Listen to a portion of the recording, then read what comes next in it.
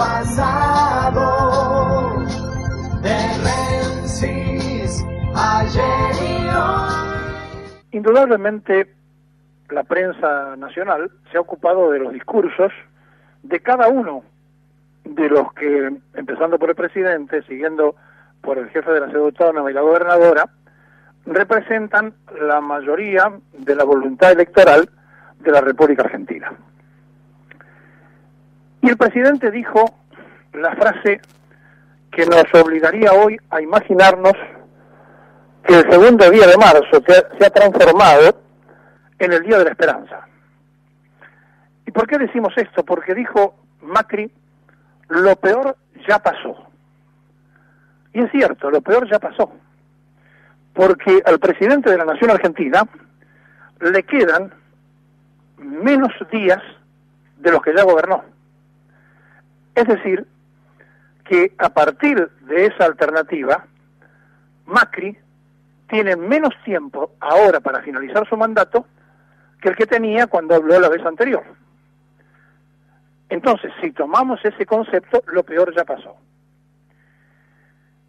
Y cuando tenemos que ver el análisis de lo que el presidente dijo y encontrar entonces un mensaje muy extraño, porque Macri llegó 3 minutos o 4 más tarde de lo previsto, cuando no había nada que lo impidiera, salvo que los caballos de Granadero que lo tenían que escoltar hubieran ido demasiado lento, y donde había un policía federal cada 10 metros. Pero no estaba ni la militancia radical, que desapareció ya hace muchos años, ni siquiera los empleados del PRO. Las calles estaban desérticas, y entonces llamó poderosamente la atención que el presidente, cuando entró, se dio vuelta y levantó la mano saludando a un imaginario pueblo que no estaba, y cuando salió hizo lo mismo.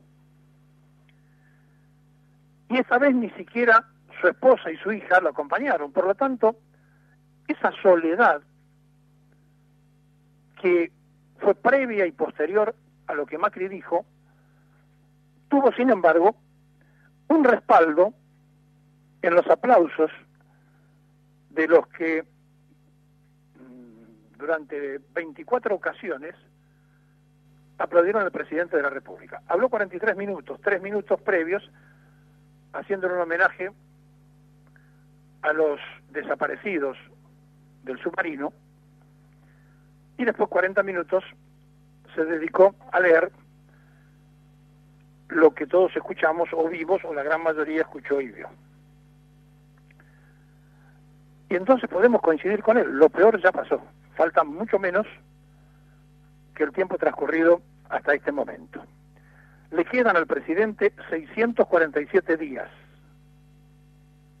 o sea, mucho menos de lo que ha gobernado hasta ahora.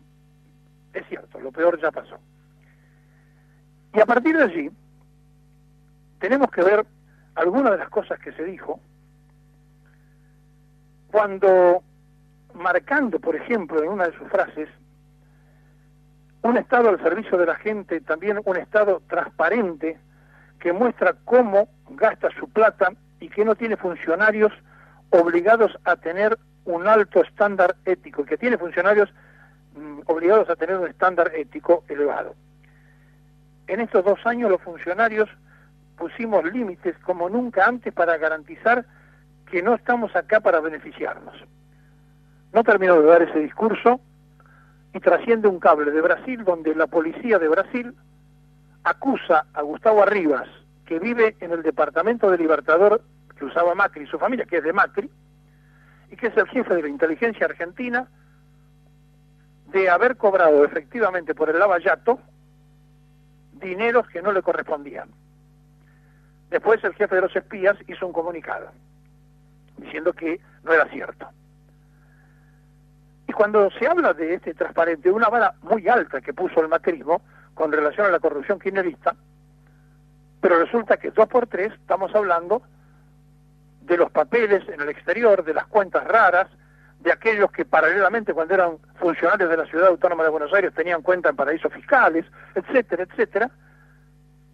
Por lo menos que dudemos de esta frase que dijo ayer en su discurso al presidente de la Nación Argentina. En otra de ellas dice: se viene una revolución con el turismo. El año pasado batimos muchos récords juntos. Nunca antes habíamos operado tantos viajeros en hoteles del país y nunca antes viajó tanta gente en vuelos de cabotajes como ahora. Tuvimos más de 50 millones de viajes dentro del país y recibimos más de 6 millones de turistas de otras partes del mundo. Estamos absolutamente de acuerdo que en Argentina, si no fuera que estamos muy desconectados del mundo, muy lejos de las grandes urbes, tenemos bellezas para mostrar absolutamente como no tiene nadie. Pero si a esto lo acompañamos con la otra realidad, que después nos permite una balance absolutamente negativa en turismo, es comparar los dólares que los argentinos dejamos afuera cuando nos vamos. Pero no nos vamos a veranear tan lejos. Se van a Paraguay, se van a Chile, se van a los países limítrofes a comprar.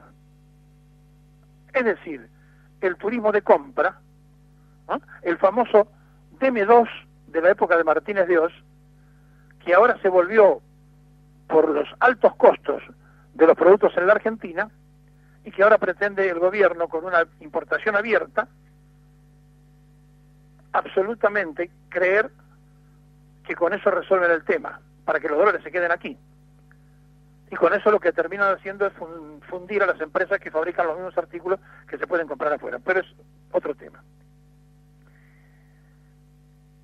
Me pareció que Macri por primera vez no habló de la herencia, porque claro, ya no puede hablar de la herencia, porque lleva más de 2 años en el gobierno y tiene que hablar de su propia realidad.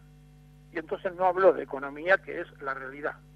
No habló de defensa, no habló de problemas concretos de los jubilados, es decir, no habló de temas puntuales que la sociedad a lo mejor estaba esperando que les tocara. Y evidentemente también hubo un acuerdo de los legisladores de Cambiemos de aplaudir cada salida del presidente, como nunca lo hicieron en los 2 años anteriores,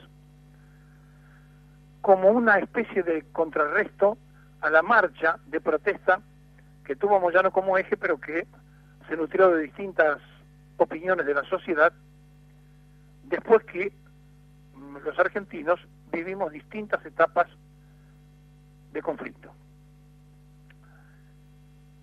Este discurso de Macri, donde es evidente que está mucho más desenvuelto para hablar del presidente que en otros años, por primera vez no habló de la herencia recibida. Y vamos a tener que hablar nosotros de la herencia de Macri cuando se vayan. Y como ya en el propio Cambiemos tienen dudas del desgaste del presidente, están imaginando que Vidal puede ser el plan B y lanzarla a Vidal de candidata a presidente si es que lo de Macri no funciona. Enterado de esto, algunos sectores ultramacristas dentro del PRO dicen que de ninguna manera y la quieren arrastrar, como decíamos ayer, a la gobernadora para llevarla de vicepresidente de Macri y entonces congelarla en sus apetitos de futuro. Pero ella quiere la reelección de la provincia. Bueno, lo peor ya pasó, dijo el presidente, y si es cierto que lo peor ya pasó, hoy, 2 de marzo, es el día de la esperanza.